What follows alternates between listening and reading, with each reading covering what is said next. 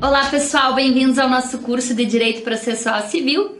E na aula de hoje nós vamos falar do livro 3 da parte especial do Código de Processo Civil. Estamos quase acabando o nosso curso, já falamos de toda a parte geral e da parte especial falamos do livro 1, que é o processo de conhecimento e cumprimento de sentença, o livro 2, que é o processo de execução, e hoje a gente vai falar um pouquinho sobre o livro 3, que são os meios de impugnação das decisões judiciais. E antes da gente falar do livro 3, na verdade o livro 3 que representa um grande avanço dentro do Código de Processo Civil, porque quando a gente fala de meio de impugnação das decisões judiciais, a gente não está só falando de recurso. Na verdade, recurso é o que acaba nos direcionando, mas a gente não fala só de recurso. Os meios de impugnar as decisões judiciais podem ser aqueles chamados sucedâneos recursais, o juízo de retratação, a reconsideração, podem ser as ações autônomas de impugnação, ação rescisória, ação anulatória e podem ser também os recursos.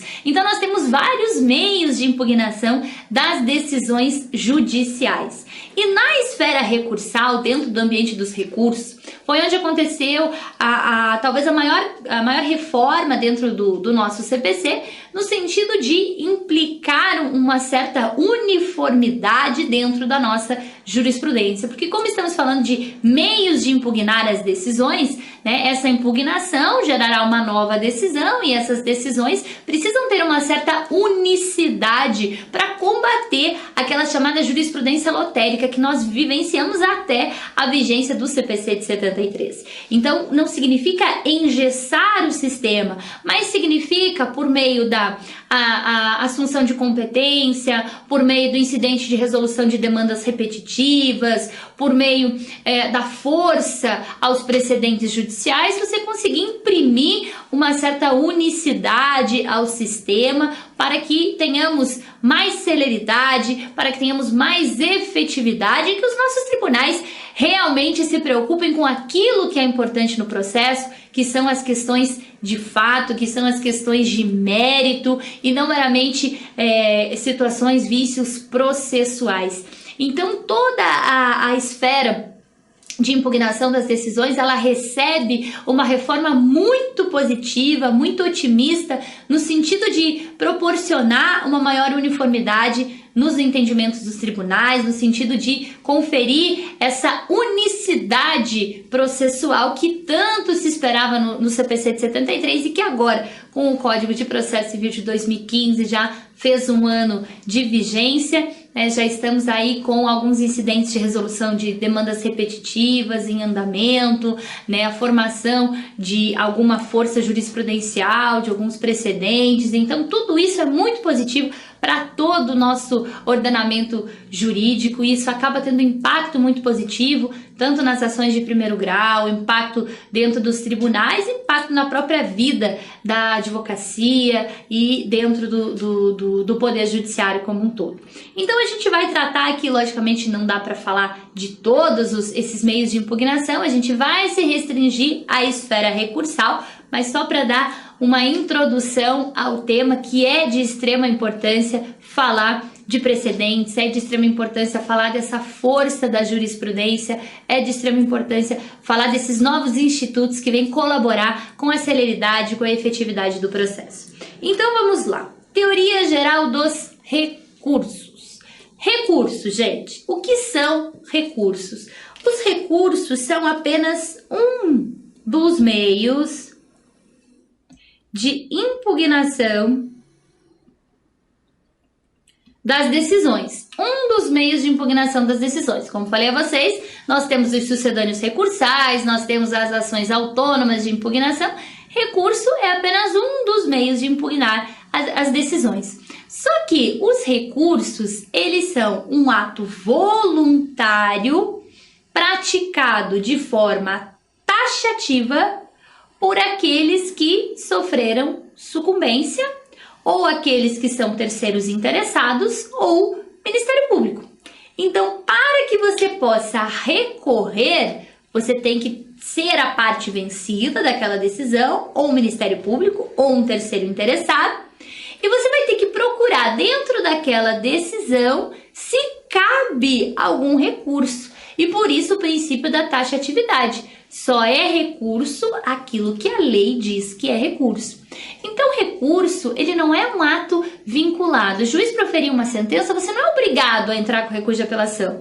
Você entra com recurso de apelação se você quiser, desde que você seja parte legítima para tal e desde que o recurso de apelação esteja previsto em lei. Então, recurso é um meio de impugnação, é um ato voluntário que serve para quê?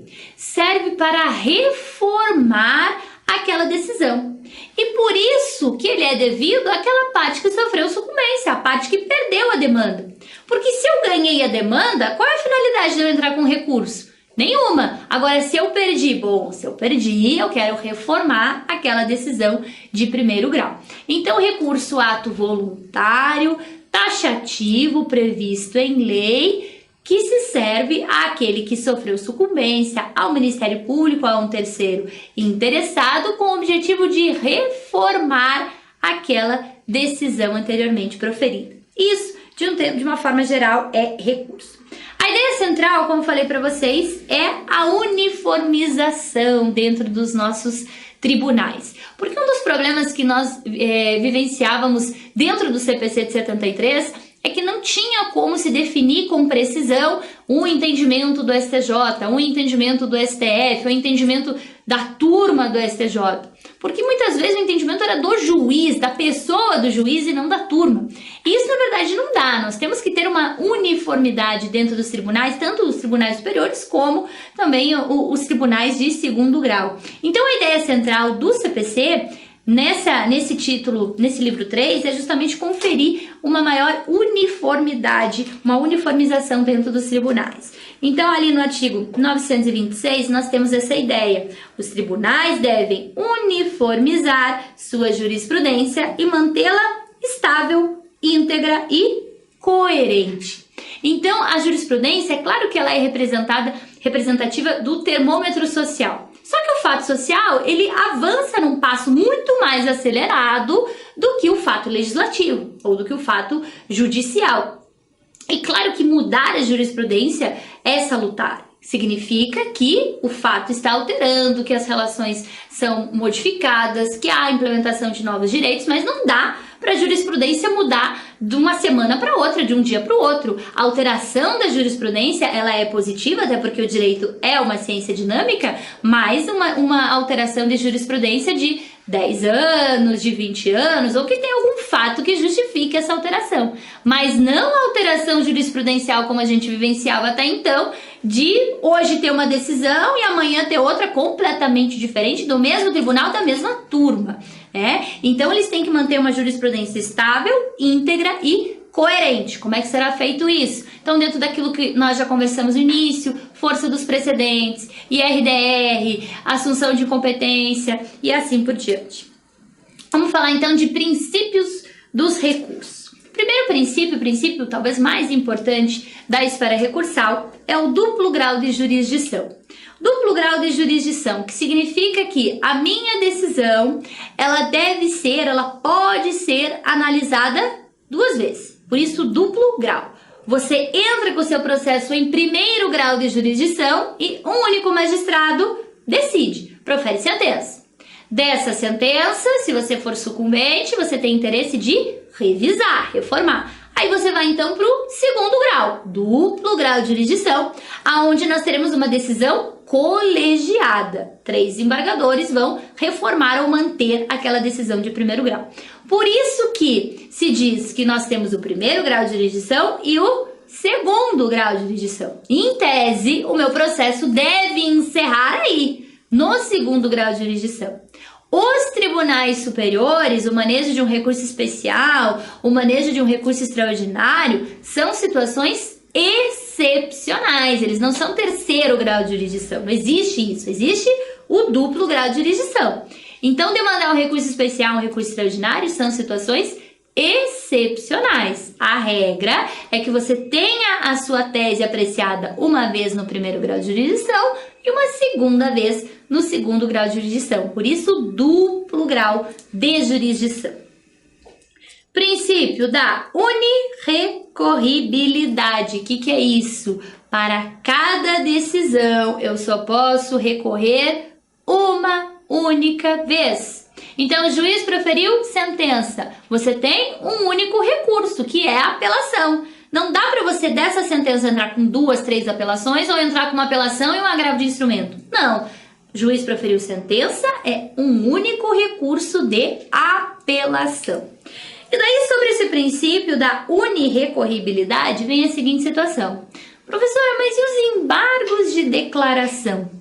Quais são os embargos de declaração? Os embargos de declaração são um remédio processual, o recurso que você utiliza de uma decisão, de uma sentença, de um acórdão, enfim, para questionar algum vício relacionado a erro material, a obscuridade, contradição ou omissão na decisão. Então, se o juiz me profere uma sentença omissa, por exemplo, ingressei com um pedido, né, formalizei lá um dano material, um dano moral e um dano estético. O juiz definiu acerca do dano material e do dano moral, mas não falou nada sobre o dano estético na sentença. Logo, uma decisão omissa. Dá para você recorrer sobre esse dano estético se você nem sabe qual foi o posicionamento do juiz, se ele te concedeu ou se ele negou? Não dá. Então, primeiro, o que você vai ter que fazer? Diante de uma decisão omissa, você vai ter que propor os embargos de declaração. Propõe os embargos de declaração falando, juiz, essa decisão é omissa, então corrija lá. Aí ele vai lá e corrige. Concedo o dano estético ou nego o dano estético. Aí sim, minha sentença está completa? Agora tá. Aí você vai poder recorrer mediante recurso de apelação. Então, nesse caso, eu vou ter 2 recursos? Vou. Então, essa ideia da unirrecorribilidade, ela é flexibilizada quando nós temos embargos de declaração, mas perceba o seguinte, quando você utiliza os embargos de declaração, você não está recorrendo do mérito. Você não está falando que você quer aumentar, diminuir o dano moral, o dano material, o dano estético. Você está recorrendo do processo. A sentença foi omissa, então há um vício processual aqui, sem o qual eu não consigo demandar o meu recurso de apelação, certo? Então, você não está recorrendo 2 vezes. Você coloca 2 recursos, só que a finalidade dos embargos é suprir a omissão para completar a sentença e daí sim você poder manejar o teu recurso de apelação. Então a interposição dos embargos e posteriormente uma apelação não invalida o princípio da unirrecorribilidade. A unirrecorribilidade é eu só posso ter um recurso que analise o mérito, a reforma da decisão. Mas enquanto essa decisão não estiver completa, você não consegue recorrer. Então, primeiro, embargo de declaração e depois apelação. Princípio da taxatividade, só é recurso aquilo que o legislador disse que é recurso. Nós vamos ver mais para frente lá no artigo 994, todos os únicos recursos cabíveis no processo civil. O princípio da sucumbência, que significa que a legitimidade para a propositura do recurso, para a interposição do recurso, é daquele que sofreu sucumbência, daquele que perdeu o processo. Ou teve uma sentença totalmente improcedente ou procedente parcial. Então, a sucumbência é que ela não precisa ser total. A sucumbência pode ser parcial. Perdi tudo aquilo que eu queria ou perdi parte daquilo que eu queria, tenho legitimidade para interpor o recurso. Princípio da singularidade. Só tem para cada decisão um único recurso. Para a decisão interlocutória, tem o agravo de instrumento, em algumas situações específicas. Para a decisão chamada sentença, eu tenho a apelação. Para uma decisão monocrática proferida em 2º grau, eu tenho o agravo interno, e assim por diante. Para cada decisão, eu tenho um único recurso. Princípio da voluntariedade. É possível a parte... É impossível a parte ser obrigada a recorrer. Não existe essa obrigatoriedade. O recurso é ato voluntário, você recorre se você quiser. É claro que você tem um prazo para recorrer e se não o faz dentro do prazo, a interposição do recurso preclui. Então, a preclusão temporal nesse caso. Você não pode mais recorrer em algumas situações específicas. Nós vamos ver que o novo CPC, em termos de preclusão, ele acabou alterando a sistemática da preclusão das decisões interlocutórias do curso do processo. Mas você tem esse ato voluntário. Se eu não quiser recorrer, não vou recorrer, ninguém vai me obrigar. Então, não quero recorrer, não recorro, e daí logo aquela sentença transitará em julgado. Princípio da fungibilidade. Os recursos são fungíveis. Como é que funciona isso? O juiz proferiu uma sentença. E da sentença você já sabe que você tem que entrar com recurso de apelação. E você entra com o recurso de agravo de instrumento. Pode? Não pode. O recurso disponível à sentença é o recurso de apelação. Mas se não houver um erro grave, o juiz pode receber esse agravo de instrumento como se fosse uma apelação. São recursos fungíveis. Todos os recursos aplicam-se o princípio da fungibilidade, mas desde que logo não tenha um erro grave em relação a isso. E o último princípio, o princípio da proibição da reformatio impégios. O que é isso?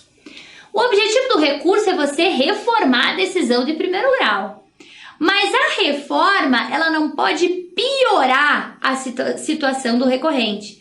Então, se você entra lá com o recurso de apelação, a apelação não pode piorar a decisão do seu cliente. Ela pode manter ou ela pode aumentar, pode reformar, mas piorar não tem como. É o princípio da proibição da reformatio impégios. Os efeitos dos recursos. Nós temos o efeito devolutivo, que significa que se devolve a matéria para o Poder Judiciário. Então, o juiz, em primeiro grau, analisou todo o processo, proferiu sentença. Essa sentença você vai querer recorrer, você vai querer entrar com recurso de apelação. Então, no momento da tua apelação, você estará devolvendo aquela matéria, aquelas alegações para conhecimento do tribunal de segundo grau. Princípio, efeito devolutivo, devolve a matéria para o Poder Judiciário. Nós temos o efeito suspensivo, que é o momento em que você ingressa com o recurso, suspende-se a eficácia da decisão proferida. Então, os recursos não são todos eles que têm efeito suspensivo. O recurso que tem efeito suspensivo, como regra, é a apelação. Quando você entra com a apelação da sentença, suspende os efeitos da decisão de primeiro grau até que o tribunal profira o acórdão nesse meu recurso de apelação. Então, a decisão de primeiro grau ela fica sem efeito até que o tribunal julgue o meu recurso de apelação. Isso como regra geral, mas nós temos algumas situações nas quais a apelação não é recebida no seu efeito suspensivo. Então, situação de homologação de divisão e demarcação de terras, nos embargos, a execução, a apelação relacionada a alimentos, não tem efeito suspensivo, só tem efeito devolutivo. Mas se não for essas situações, a apelação é recebida no duplo efeito, devolutivo e suspensivo. O agravo de instrumento, ele é recebido, como regra, só no efeito devolutivo. Se a parte quiser e comprovar algum prejuízo para o processo, ela pode pedir o efeito suspensivo, mas ele não é automático. Recurso especial, recurso extraordinário, todos apenas efeito devolutivo. Então, o efeito suspensivo, aquele que paralisa os efeitos da decisão proferida, como regra geral, vai para a apelação.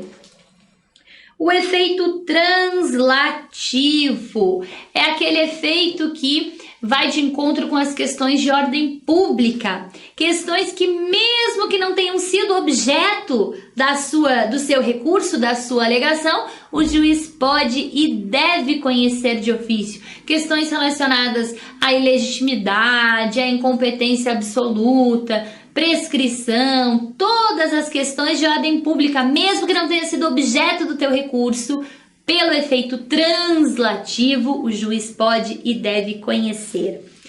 Efeito substitutivo, o recurso substitui, a decisão do recurso irá substituir a decisão de primeiro grau. Então, o recurso ele tem esse efeito de substituir aquela decisão de primeiro grau. Você tinha uma decisão de primeiro grau X, você vai recorrer, o tribunal vai proferir um acórdão com uma decisão Y. Essa decisão do tribunal substituirá a decisão de primeiro grau.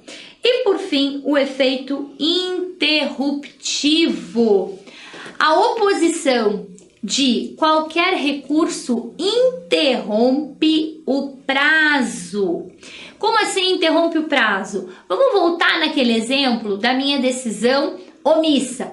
O juiz proferiu uma sentença e não mencionou nada sobre o meu dano estético. Dá para você entrar com apelação direto? Não. Você precisa primeiro entrar com os embargos de declaração. Aí você vai entrar com os embargos de declaração. Mas a gente sabe que, proferida a sentença, os advogados das partes serão intimados e a partir da intimação, se eu quiser, eu terei 15 dias para entrar com a apelação. Só que como a minha sentença é omissa, eu não consigo entrar com a apelação. Eu tenho que entrar primeiro com os embargos. Aí eu deixo passar 1, 2, 3, 4, no 5º dia eu entro com os embargos de declaração. O que acontece? Significa que eu só tenho mais 10 para entrar com a apelação? Não. Você entra com os embargos e os embargos interrompem o prazo para a propositura do recurso de mérito. Qual que é o meu recurso de mérito? A apelação. Então, protocolei os meus embargos no 5º dia, o juiz vai julgar os meus embargos, esses embargos vão voltar com a decisão e eu vou ter novamente 15 dias para apelar. Então, o efeito interruptivo significa que ele devolve o prazo inteiro para a parte. Então, não interessa se você entrou com os seus embargos no 14º dia. Nossa, só tem um dia para entrar com a apelação. Não, entrou com os embargos, interrompeu o prazo. Na resposta dos embargos, você terá 15 dias tranquilamente para entrar com a tua apelação. Efeito interruptivo. Exame de admissibilidade. O que acontece aqui? A regra é que no novo CPC seja feito um único exame de admissibilidade. A exceção é que seja o duplo exame de admissibilidade. Vamos entender isso aqui. O recurso, ele passa por uma análise processual, que a gente chama de exame de admissibilidade, e depois, se tiver tudo regular, processualmente falando, ele passa para a fase do exame de mérito, que é o exame material, onde eu vou reformar, onde eu vou manter a decisão. Esse exame de admissibilidade, pelo CPC de 73, como é que funcionava? Ele era sempre duplo. Então, o juiz proferia a sentença em primeiro grau. O que você tinha que fazer? Entrar com recurso de apelação. Então, protocolava a tua apelação no primeiro grau. Aí, o juiz fazia o exame de admissibilidade inteiro no primeiro grau, intimava a outra parte para oferecer as contrarrazões e mandava tudo para o tribunal. O tribunal recebia o processo, fazia novamente um exame de admissibilidade e depois exame de mérito. Então, a gente tinha sempre esse duplo exame de admissibilidade pelo juiz de primeiro grau, pelo juiz de segundo grau e depois o exame de mérito. O que o CPC novo fez? Parou com isso. Falou, não. O exame de admissibilidade e mérito tem que ser direto no tribunal. O tribunal não tem a competência recursal, então é ele que vai fazer o exame de mérito e admissibilidade. Então, hoje, pelo novo CPC, você quer apelar da sentença? Você vai protocolar a tua apelação na origem. O juiz da origem vai só intimar a outra parte para oferecer as contrarrazões e vai mandar tudo para o tribunal. Lá no tribunal é que o tribunal vai fazer o primeiro e único exame de admissibilidade, requisitos formais processuais. Estando tudo certo, vai fazer o exame de mérito, manter ou reformar a sentença. Então, essa foi a ideia inicial para todos os recursos, acabar com esse duplo exame de admissibilidade. Só que, enquanto o CPC ainda estava no prazo de vacatio legis, veio uma lei, que é a Lei 13.256 de 2015, e alterou alguns dispositivos do CPC, inclusive esse dispositivo tratando do exame de admissibilidade, determinando o seguinte: o CPC novo, criando esse único exame de admissibilidade e mérito direto no tribunal, tá ok, tá regular, vamos manter esse negócio. Só que vamos tirar desse único exame de admissibilidade o recurso endereçado aos tribunais superiores. O recurso especial, o recurso extraordinário, os embargos de divergência. Para esses desses recursos será mantido o duplo exame de admissibilidade. Então, se você for interpor um recurso especial ou um recurso extraordinário, o juízo da origem vai fazer admissibilidade, daí vai para o órgão julgador, vai fazer admissibilidade e mérito. Se não for recurso especial e recurso extraordinário, é a regrinha geral do CPC. O juízo da origem manda tudo para o tribunal e o tribunal é que faz o exame de admissibilidade e o exame de mérito. No que consiste esse exame de admissibilidade? Então, o juiz vai analisar a legitimidade, o cabimento, a tempestividade, o preparo, que é o pagamento, as custas, e a regularidade formal. Estando tudo certo com o exame de admissibilidade, ele conhece o recurso, né? Então, vem aquelas decisões, conheço do recurso, e daí ele passa para o exame de mérito, aonde ele vai verificar se mantém a decisão, se reforma, e aonde nós encontramos a parte dispositiva, conheço do recurso e dou provimento, ou conheço do recurso e nego provimento. E assim nós temos os nossos recursos, né? A disposição dos nossos recursos, exame de admissibilidade, requisitos formais, e depois passa para o julgamento, exame de mérito. E eu espero você então na nossa próxima aula para nós conversarmos sobre os recursos em espécie, aqueles recursos que nós vimos que são taxativamente previstos pelo legislador. Vamos vê-los na nossa próxima aula.